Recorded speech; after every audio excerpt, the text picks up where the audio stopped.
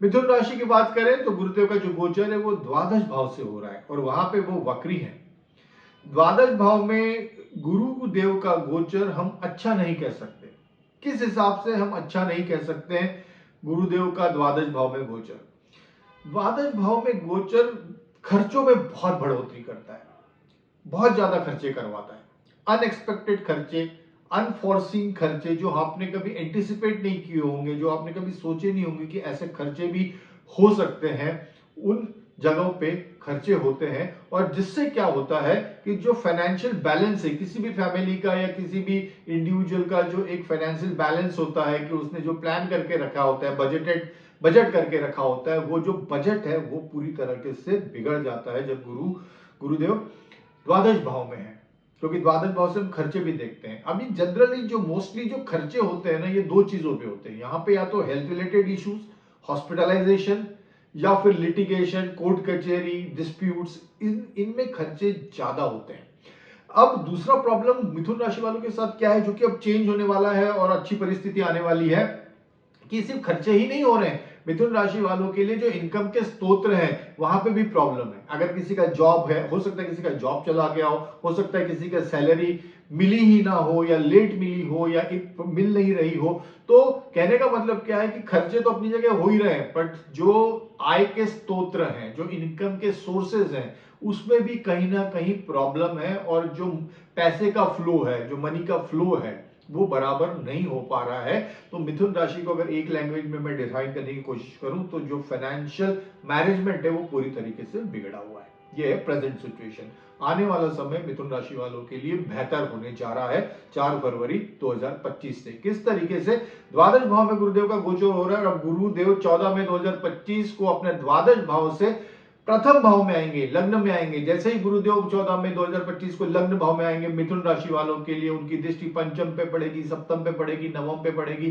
भाग्य का साथ मिलना शुरू हो जाएगा। अभी तक जो रुकावटें आ रही थी किसी भी सभी क्षेत्रों में, वहां पे आपको रिलीफ मिलना शुरू हो जाएगा। ये जो पैसे की अड़चन चल रही है, पैसे का प्रॉब्लम है, ये भी आपका सुधरना शुरू हो जाएगा। एक रीजन और भी है कि आपका जो एकादश भाव के स्वामी है और जो षष्टम भाव के स्वामी है वो मंगल देव होते हैं और वो द्वितीय भाव में गोचर कर रहे हैं। और लंबी अवधि तक मंगल देव का इस बार गोचर है और वो भी कर्क राशि में है। जब यहाँ की वो नीच के रहते हैं तो वहां पे भी प्रॉब्लम है। इसीलिए हमको फाइनेंशियल प्रॉब्लम, खर्चे तो अपनी जगह है ही गुरुदेव के द्वादश भाव से, और मंगल देव का भी साथ ना होने के कारण हमको आय के स्रोतों में भी कमी आ रही है। और जो खर्चे हो रहे हैं वो हमको ऐसी चीजों पे हो रहे हैं जो हमने कभी सोचे ही नहीं थे। तो ये परिस्थिति बनी हुई है। आगे आने वाला समय जैसे ही गुरुदेव प्रथम भाव में आएंगे, आपके लिए ये जो चीजें सुधरने वाली है। सबसे पहले जो चीजें सुधरने वाली है वो आपके इनकम को लेके सुधरने वाली है। चाहे फिर वो नया जॉब हो, प्रेजेंट जॉब में अगर इंक्रीमेंट, प्रमोशन वो ड्यू है तो वो हो सकता है। तो आय के स्रोत, इनकम के जो सोर्सेस है, उसमें आपको राहत मिलने वाली है। दूसरी, इनकी जो गुरुदेव की द्वादश भाव से जो पंचम दृष्टि आएगी वो चतुर्थ भाव पे आएगी। तो इस दौरान जो पेंडिंग केसेस चल रहे थे, प्रॉपर्टी लेने का मन था, रियल एस्टेट में इन्वेस्ट करने का मन था, एग्रीकल्चर लैंड में इन्वेस्ट करने का मन था, जो भी नहीं कर पा रहे थे वो आप कर सकते हो। गाड़ी लेने का मन था, अभी अब ऐसे योग भी बनेंगे कि आप व्हीकल वगैरह ले सकते हो, गाड़ी वगैरह ले सकते हो। और घर की सुख शांति जो बिगड़ी हुई थी, कहीं ना कहीं कन्फ्लिक्ट चल रहे थे, वहां पे भी सुधार होगा। माता से लाभ होगा, माता से पूरा सपोर्ट होगा। तो ये सब चीजें भी अब होने जा रही हैं। हेल्थ को रिलेटेड इंप्रूवमेंट होने जा रहा है।